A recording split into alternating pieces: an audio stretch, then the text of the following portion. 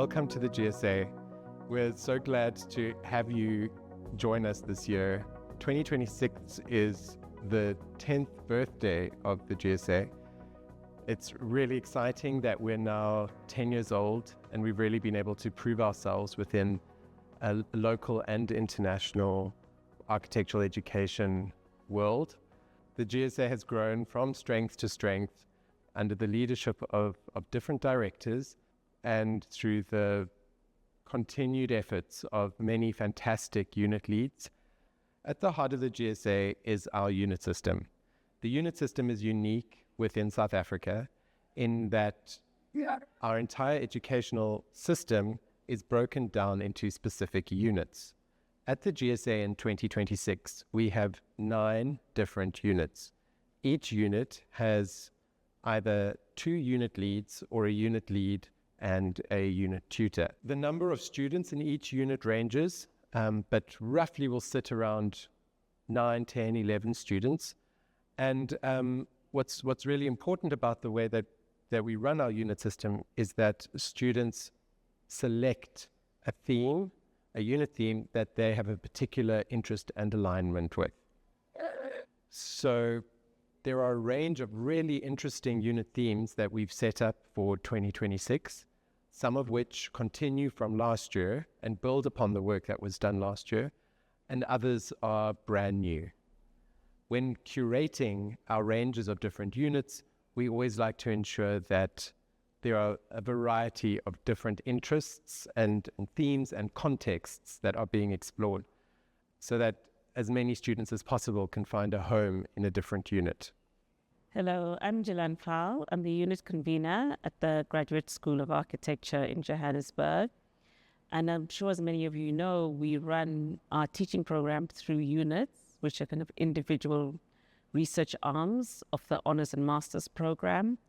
And the role of the unit convener is to coordinate and manage the program offering, which is the B.Arch Honours and the M.Arch Honours. So I oversee the units and the support modules, which are architectural history and theory, professional practice, and making. Mark Sherritt, I'm unit lead of Unit 5. Hi, I'm Masako Musi. I'm a unit tutor at Unit 5, and I'm also a former GSA student. Last year was the first time we ran the unit, and we focused on wetland systems. And what the students did really well is they chose a specific species to access the ecological system of the wetland, it being quite complicated. And this year, we're focusing on ridge systems across the city of Johannesburg. And we'll continue with the same methodology of students choosing a species to access the ecological system. But I think what's important about that is also for them to understand the local human system that surrounds these sites. A lot of these local communities have real problems with the management of greenfield sites, things like land invasion, pollution, alien species. And architects have a unique perspective on that in terms of how visionary they think, how innovative they think, and how students can upskill themselves in what it means to work on an ecologically sensitive site. I think there's a lot of support that government needs in that sense, communities need in that sense, in order to take these sites which architects really aren't, they're discouraged from working on a greenfield site, an ecologically sensitive site, and take our unique skill of being able to read across client bases, if that's human or non-human, in designing buildings and spaces that encourage kind of cohabitation. So yeah, the overall premise of the unit is how do we co-author architecture with urban wildlife, including supporting surrounding communities, and that are being, including local sourcing of labor, local sourcing of materials.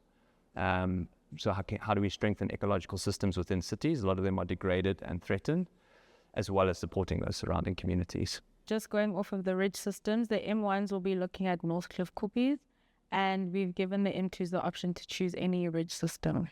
Unit 5 is focused on one of the only aspects of the building industry that's growing, and that's the green building movement. And what the green building movement is starting to do is defining best practice across the professions, engineering, landscape architecture, interior design.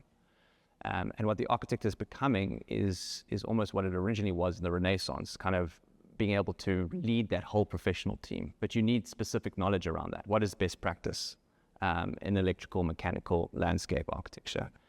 And really that's what the unit exposes you to.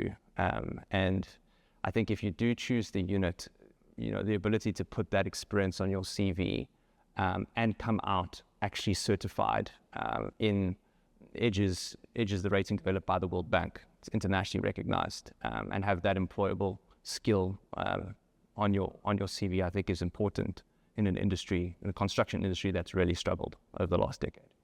I think the ideal student would be somebody who is diligent, hardworking, willing to learn a completely new skill adjacent to architecture, because there is a lot to learn outside of traditional architecture. You're kind of having to become an ecologist, adopt indigenous knowledge systems, if you will, learn about nature, learn about animals. It's a steep learning curve. So we need a student who is willing to take on that challenge. Hi, my name is Emmanuel Ngambule. I am an architect, but also an associate professor here at the Graduate School of Architecture. And this year I am co-leading with Marisa with Unit 6. So Unit 6 Construction Imaginaries is driven by the very simple but fundamental question of why do we build the way we build? We examine construction as a social, cultural, political, and economical practice rather than a neutral technical process. So for Unit 6, instead of just accepting inherited construction systems, we encourage students to question them, to unmake them, and to be able to understand them so that they can be in a position to reimagine what they could be. And the focus is not just merely making beautiful objects, but to really think and creatively about why were things made that way. So we're looking at building elements. Building elements, we've got windows, doors, raw flooring, walls, and we want students to really engage with the making of these elements, but also with why you need these elements. I think at the primary level, we're thinking about, okay, you need a wall in order to define a space, so you need a window to see outside and inside. But we're saying that there are more layers involved in that, which Marisa touched on about the different layers on that. So in the making process, we would want them to be comfortable with any materials of their choice. So as a unit, we want to encourage a research focus where students are able to take control of the research agenda of making. So they will be maybe working with timber, they might be working with steel, they might be working with concrete, whatever materials they'll be working with, it will be their choice, and they'll be driving that research agenda. Hands-on drawing, making will form part of the unit. And ultimately, Unit 6 is for the type of student that is not just interested in the application of standard solutions, but someone that's really interested in why certain construction systems are the way that they are. Why do we build the way that we build? And how can we build differently? Hi, I'm Azra Gabru, and I'll be co-leading Unit 9. Hi, I'm Kamal Ranchud, and I will be co-leading Unit 9 with Azra. So the reason for starting the unit, just for a bit of context, is that Kamal and I are both alumni from the school. We've also been out of the school for a good couple of years. And something that we've noticed, especially as students, but also as current staff members, is that students often deal with very complex, nuanced, and actually very interesting subject matter. And sometimes architectural conventions like your plans, sections, and elevations don't always do it as much justice as it should be. And what we're looking to do is how can we sort of break the rules and break the conventions to, in a way, extract nuance that these conventions wouldn't traditionally show. Unit 9's site of interest for this year is the Rand Club in Johannesburg, which served as this building for many elitists back in the day and had exclusionary practices, excluding women and people of color. So it's a highly contested space, with a very complex history. And we are looking at our topic of the drawing room, which comes from the 16th to the 18th century, as a space in old mansions where wealthy people would withdraw to get away from people or to entertain people, as this private sort of space. And we are questioning, what is the Rand Club to Johannesburg? Is it a form of a drawing room? And how can we actually change that conversation and alter the Rand Club, whether it's building something onto it, into it, against it, or something next to it, that changes the definition of the building and makes it something more contemporary that serves the city and its people. So if we think about the history of a drawing room, what we really are looking for this year is for students to expand their definition of a drawing room. So a space for more than just smoking cigars, reading books, having conversations. But what do you think a contemporary version of that could be? Could it be a space for a political meeting, a botanical garden? Really, you're only limited by your imagination. If you think about it, the Rand Club has lost relevancy. So how can we reimagine the Rand Club as a modern-day drawing room for a contemporary and future-looking Johannesburg? Dumelang, greetings. My name is Tlogelo Susana. I am a professional practicing architect, an award-winning innovator, award-winning entrepreneur, and an all-round academic in general. Dumelang, my name is Tlogelo Susana. I'm a creative technologist, architect, co-founder of Susana Studio, and also co-lead to Unit 10. This year within our unit, we are turning towards architectures that claim custodianship to narrative, particularly through institutionalized regimes. Hence why we are prompted to look at the question, what does it mean to preserve? And preservation itself is a form of captivity. Hence why we titled the unit Living Narratives 2, The Artifact, The Artifice, The Afterlife. So this year we have twin sites, the first one being the Ditsong Cultural History Museum in Pretoria, the second one being Inzalo Yelanga, colloquially termed the Adams Calendar in Mpumalanga. So both these sites look at the idea of preservation. The first one looks at it through the lens of the Western system, where these artifacts are suspended in time and dispossessed from the cultural identities. The second one looks at preservation through the IKS lens, that is to say indigenous knowledge systems, where the site is intentionally activated using ritualistic cultural practices. This usually occurs around the spring equinox. That aligns with our African calendar here, the side in South Africa. And for us, that speaks of this cosmological alignment of the earth and the heavens.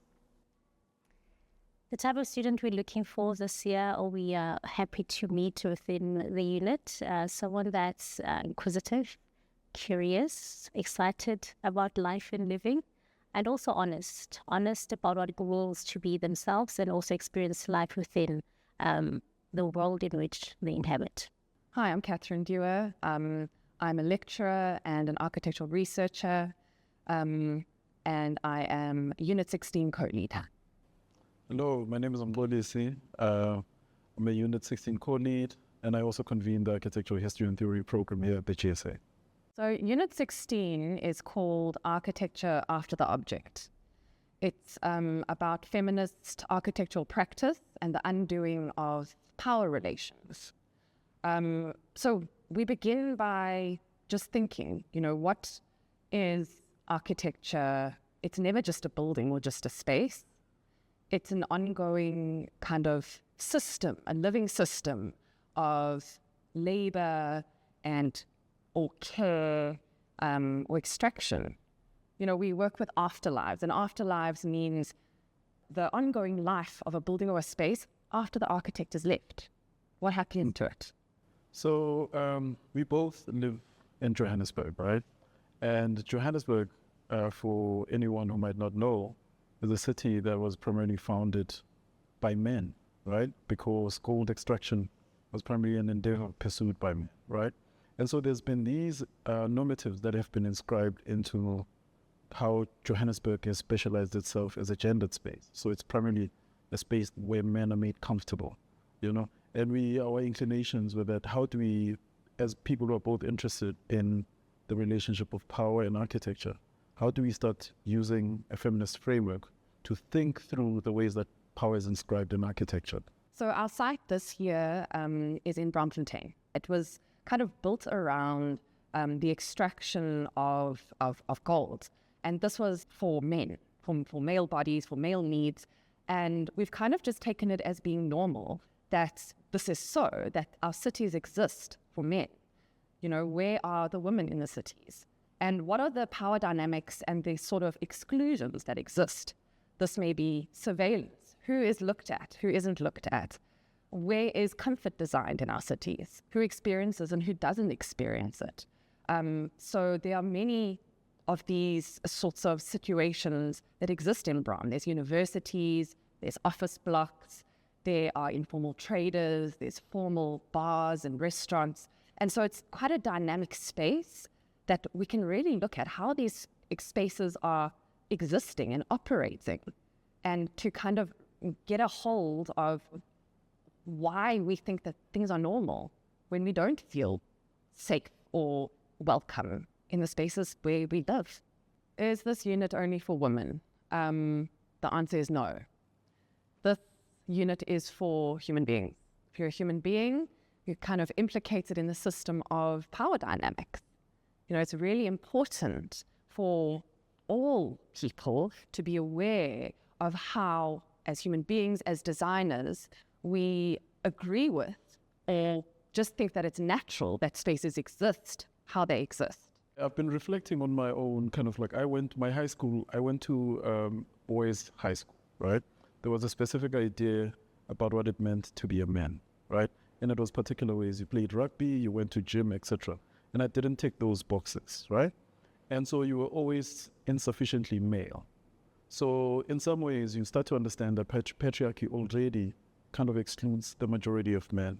So I've been thinking about how kind of the rethinking of masculinities is also a useful way to think about how we think about querying our own masculinities, but also how we kind of think ourselves beyond kind of gender normatives. And so the unit is for anyone who's interested in kind of thinking about justice, but also thinking about how power relationships could be subverted. I'm Greg Katz. I'm an architect and I'm a tutor here at the GSA. And I'm the co-lead of Unit 17. My name is Namonde Gwebu. I am a full-time senior lecturer here at the GSA. I am a co-lead of Unit 17. So last year we were dealing with housing, and again we're dealing with housing. So in that sense, it's very much a continuation of last year's interests and themes, but there's quite a big shift this year. And this year we're opening up things quite a lot, and our research questions become a little bit more kind of pointed, particularly affordable housing, which is a hugely relevant issue, and it's actually a housing crisis here. The real intention with dealing with value in such a comprehensive way, the value a project would have to a banker, to the client, to the architect, for a student to walk away with quite a rigorous understanding of what it is for a building project to actually stand. So I think an assumption that we would have then, following from that, for the type of student that would then thrive, is somebody who's a hard worker, somebody who goes the extra mile, somebody who's willing to kind of step out of their comfort zone and try something. Because, that's something that as architects, we are definitely expected to do at some point, but it often takes us by surprise. Definitely collaborative, because the reality about building is that it never is a one-man project. So the sooner you engage with that and become good at that, the better it will be for you. And, Unit 17 is also very real world. We're posing real world questions. We want the students to pose real world questions. We're bringing in quite a strong entrepreneurial element under that rubric of value. Standard Bank has partnered to open up the sessions that, some of the sessions that we'll have around value, particularly around what would be a bankable housing proposal, for instance, what a venture capitalist would look at, what a banker who is funding your proposal would look at. We have experts in those fields who will be coming to present to our unit, so that and that speaks to that real worldness of the unit. So we have Standard Bank, we have Hansgrohe, we have Saffold Steel, who will be doing presentations at different points, so that the marketing and branding person. Exactly. You also have a connection at the Department of Human Settlements. Exactly. So we're bringing in a whole bunch of industry experts to kind of facilitate the conversations and really educate us all, I mean, the tutors included, as to the challenges and opportunities in the housing landscape. Hi, my name is Jashin Yangong, Unit 23 lead. I'm Chinea Chukwuka, Unit tutor. For Unit 23, architecture has always been about seeing the world differently. This year, the unit is titled Migrant Cosmologies, and it sits within the larger framework of legislation as myth, and it continues that trajectory. We will work between research and design to continue to build on to the work of last year in Ethiopia, where we also surfaced really interesting questions around history, legislation, and beliefs.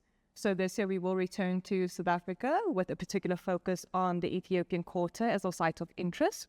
We are interested in how these histories, legislation, and cultural practices are carried across borders to inform the spaces we live in, as they often appear and feel natural and invisible. So we're really questioning and asking the students themselves to question how natural are these systems that inform our cities and what myths might lie beneath that. So this year we are placed within Mayfair in the Ethiopian quarter.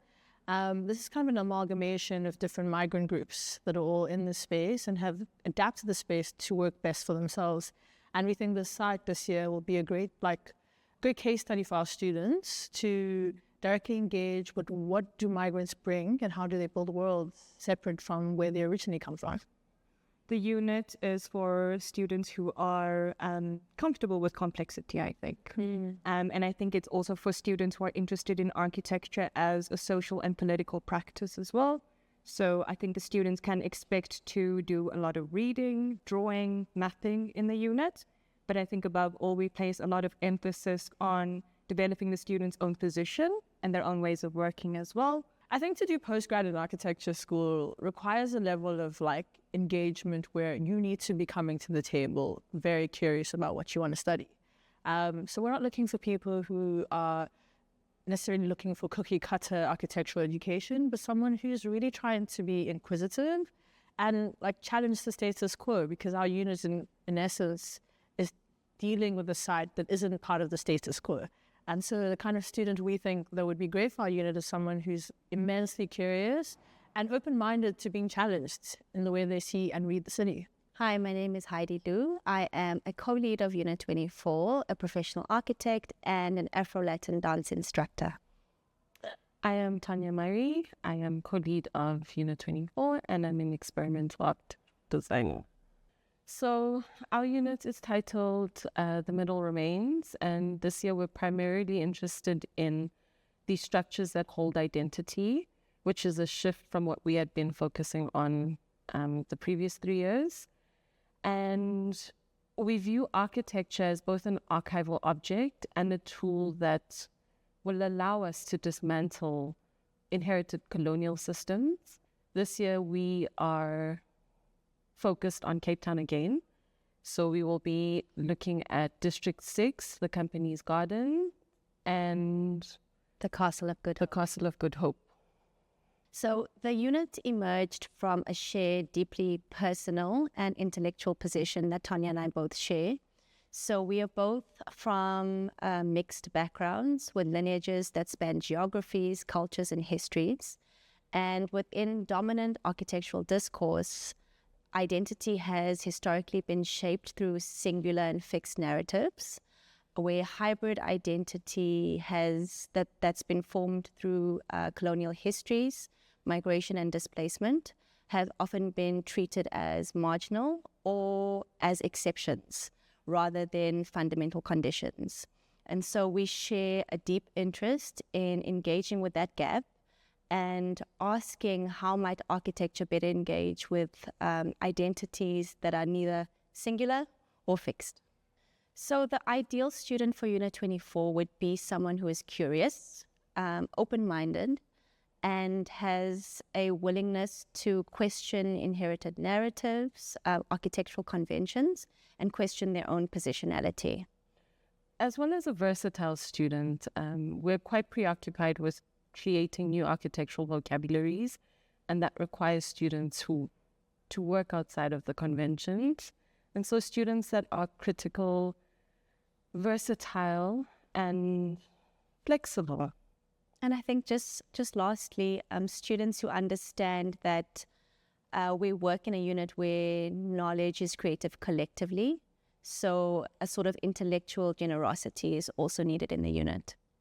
Hi, my name is Thandega Mgwini and I am Unit 26 co-lead. Hi, my name is Pelele Numalo. I'm also the co-lead in Unit 26. So Unit 26 is kind of a combination of both our interests. Pelele's interest around the township and the urban design, and the unit titled Unsettling the Standard is about taking apart the township planning, right? And then formulating a new kind of township in terms of the urban design, in terms of the architecture, by borrowing from what's already existing there. First and foremost, we want the students to interrogate the township, right? The township spatial planning, and start from the idea of dismantling, right? Because you cannot build from something you don't understand. So the first, I think, just to dismantle the township, understand how it's made up, the ideologies behind it, and then the students will then bring themselves. And then that's why we're very much interested in the South, but also the quotidian. What do you think the township is? You know, the myths about it, the preconceived notions about it, or your experiences of it. If you've stayed in it, your memories, we want you to bring that to the unit, to kind of start using that as a lens to interrogate site itself, but also start documenting the already existing intelligent ways of building architecture, but also emerging practices that are very much evident on site. But I think also the students themselves will start defining what a practice in a capital A, like an architectural practice, looks like in the township. I think a perfect student will be a student that is not scared to say what they think, who is not afraid to dream. Not afraid to dream. I think that's the important thing. And a student that works in community will be perfect for our unit, because we truly don't believe in practicing as an individual. I think just to add on that, you know, also a student that does not see the township as problematic. A lot of people, including people that live in the township, would very often see the township as problematic. A lot of people from the township, you know, view themselves as having made it once they're out of it. So I think a perfect student would actually is one that would recognize opportunity. Aligned with the GSA's focus on transformative pedagogy is a real desire to take that out beyond the walls of the academy. We take practice very seriously. A number of our unit tutors are practitioners and tutors here. And so professional practice doesn't just tell you about the work stages. Again, we want you to think critically about what it means to be an architect, what it means to practice as an architect, what are you going to do with AI when it comes, what does it mean to practice digitally, what are the new models. So we want you to think about emergent practice, critical practice, so that when you leave the GSA, again, you are thinking about what does it mean to be an architect in Johannesburg, in South Africa, in Africa, in the world today and in the future? My name is Dr. Heather Dodd. I'm the course convener for Practice 2026. I'm Azra Gabru, and I'll be assisting with practice this year. Practice is everything. Practice is what we do, and it governs everything that we do as architects or people working in the architectural sphere of work, and it sets all the knowledge systems that we need to know to practice. And if you think about it, we have the units which frame your way of thinking and of designing, but at the same time, practice is important. How do you implement these ideas in the real world? What does it mean to practice?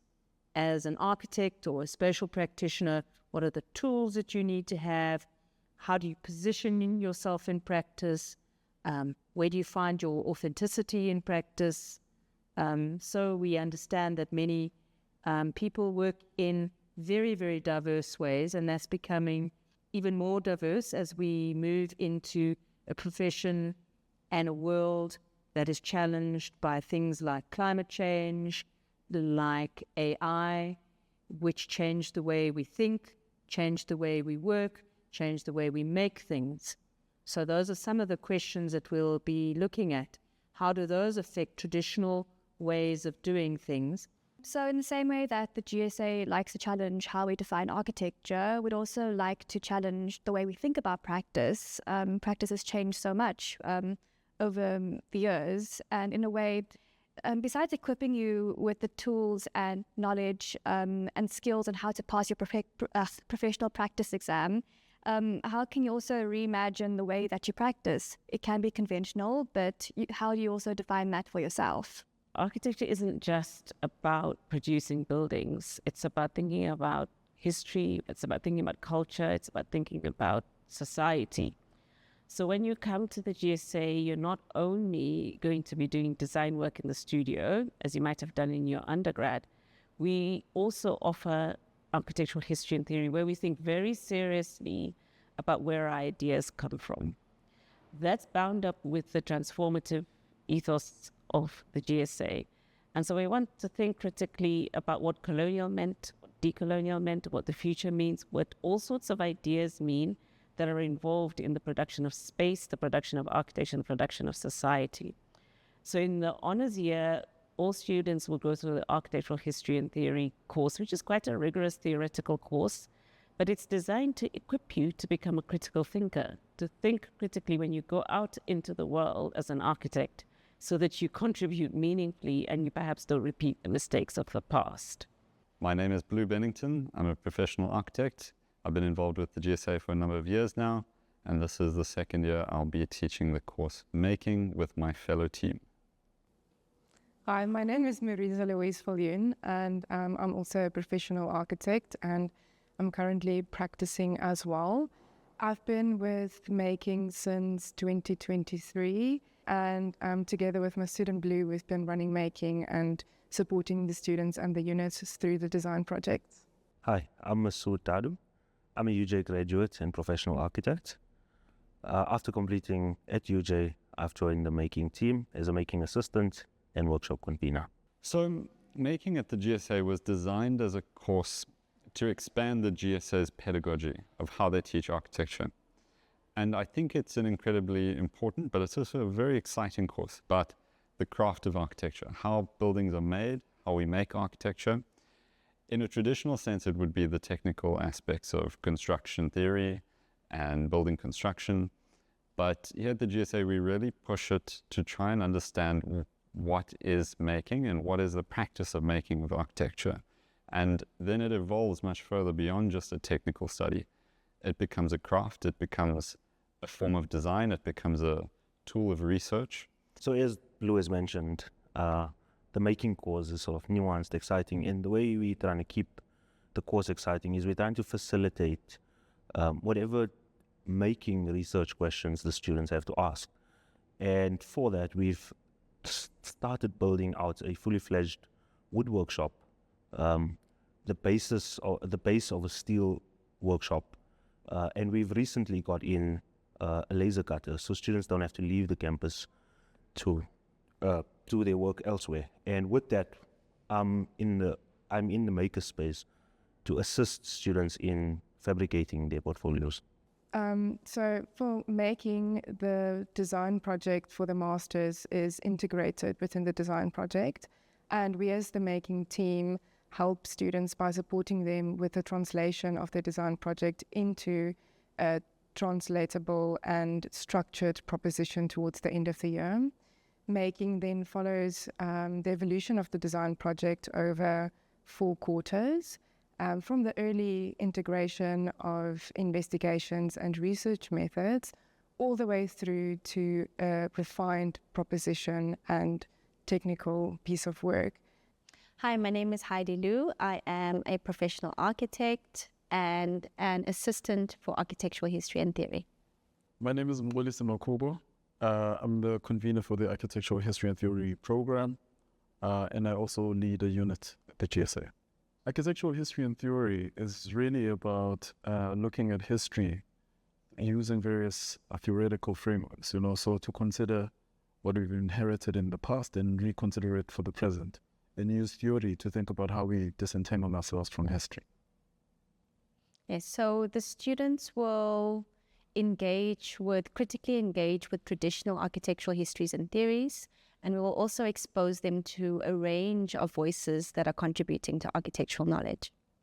So the way we think of architectural history and theory in relation to the units is that it offers a separate space that provokes the different themes that the units undertake to research. And it offers various alternative vantages to consider the questions asked in the units, with the safe distance of not being compelled to result in a design proposal, but it allows students to consider alternative perspectives. So students can expect to read in AHT, and we say read in multiple ways. So read through text, through film, through engaging with the city through site visits, and then to respond to those observations and reflections through multiple formats. Students will have 4 major assignments this year, which will be a cartography map, a podcast, a film analysis, and an essay. In addition to those outputs, we will also be hosting the Chronograms of Architecture exhibition here in June, which is in collaboration with Eflux Architecture and the Jenks Foundation at the Cosmic House. And students will be involved in producing work that will also be part of the exhibition. So at the GSA, we have the unit system, which contains our various units and our honors students and our masters in architecture students. This is our professional program. We call it the professional program because it's accredited by SACAP, and you'll often hear the kind of language that refers to M1s and M2s.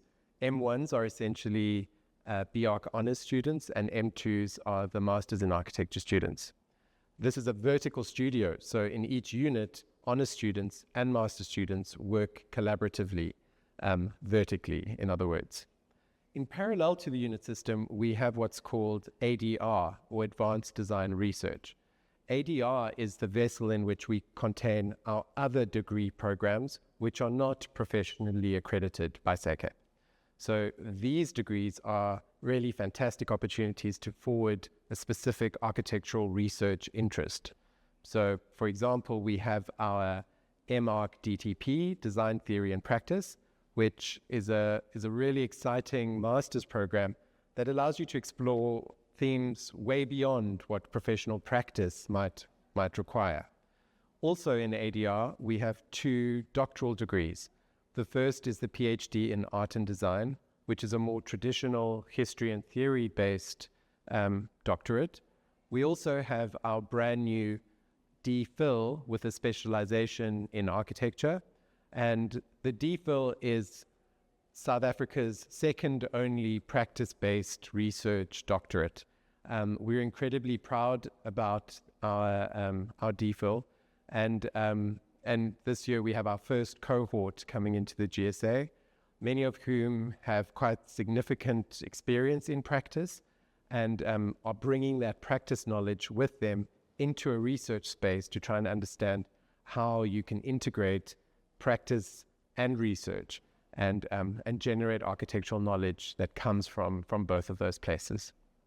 My name is Emmanuel Ngambole.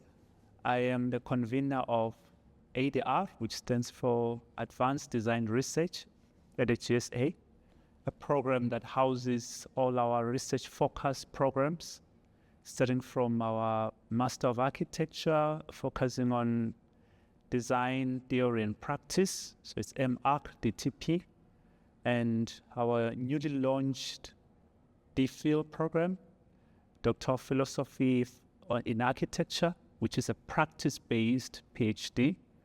Then our faculty-wide program, which is a PhD in Arts and Design.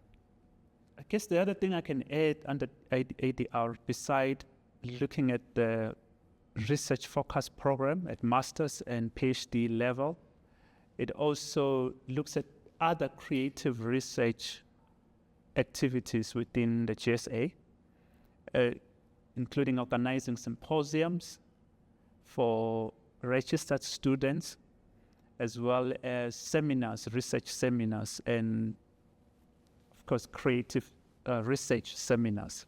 So we will look at that, and we'll also look at providing an infrastructure, research infrastructure for our staff and students, having access to grants, research funds, and sharing that information with them. And in terms of our program, and that is our master's program, the MArch-DTP, it is one of the few in many architecture schools in South Africa because it has a practice focus. So it takes a stance that research is not only through the traditional methods, but adopts that practice research is also important and should be recognized as a research activity. And of course, that is very similar in the arts, and that's also a common thing. So, but in terms of architecture, we're one of the few that have a program like that, similar to the DPhil program, which is a practice-based PhD. Through the PhD program, this is really an opportunity for anyone who either wishes to improve their existing practice and grow it into something more through the research activity, or someone who's been practicing for years but never really had time to reflect on their practice. So it's an opportunity to reflect on the practice accumulated over years, but also for a younger practitioner to use it as a way of creating a foundation for a future practice. Behind the scenes, the GSA has a fantastic operations team who are really important to the day-to-day functioning of the school, but also the organization of events, exhibitions, and guest lectures. Good day and welcome. I'm Adeshini Naika, the Academic Administration Manager for the GSA, and I'm responsible for overseeing and managing the full student life cycle and all the processes that comply with it. I will take you through from admissions right until graduation. Hello, I'm Leslie Ince Garcia, Senior Executive Administrator. I am also responsible for special projects. I support the Director of School and the Senior Operations Manager, and you will receive some emails from me from time to time, and I would like to give a warm welcome to new and returning students. My name is Gabisile Mahlangu, otherwise known as Gabby, and I'm the Administrative Assistant at the GSA. Some of my roles and responsibilities include the travel portfolio for students, managing and booking of venues, and managing and booking of equipment. Hi, my name is Denise Fashier, and I'm the Senior Operations Manager at the Graduate School of Architecture. I lead the GSA's operations team, but primarily I work very closely with the school's director in planning and managing the resources that are required to keep the school running. This requires the supervision of the many, many activities and actions that are necessary for the support of the delivery of the learning program and the GSA's extensive public program and events. Yeah, so I have been at the GSA probably the longest out of all of our support staff. I was here from the beginning and have seen the school through many iterations and have channeled the many processes and tailored the processes that are required to keep the school running as effectively as it does.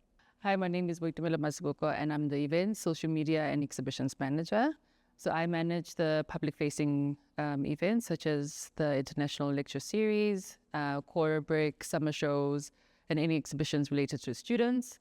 I also manage the brand and the marketing of the department. And if you see me around with the camera, just smile. When the GSA was set up 10 years ago, a key part of the school's mission was to think very differently about what it means to be an architect, and an African architect or South African architect. And I think that a measure of the success that the GSA has had in transforming what we understand to be architecture in this context is the range of students that we get in this school and what they've gone on to do. We have a really impressive alumni who are really thinking very critically and practicing very critically all over Africa and all over the world. So when you come here, you are part of a cohort that has a long history, but you're also part of a cohort that's drawn from all over. And I'm sure, as you know from the selection process, you went through quite a rigorous selection process to arrive here. So every single one of you is important. We wanted you here, and we're glad to see you. The GSA is a really dynamic place, and 2026 is shaping up to be a very exciting year. I am really excited to meet you this year. I can't wait to see the work that you're going to produce. I hope that you're able to really work with the amazing resources and people that we have at the GSA and really use the opportunity to thrive.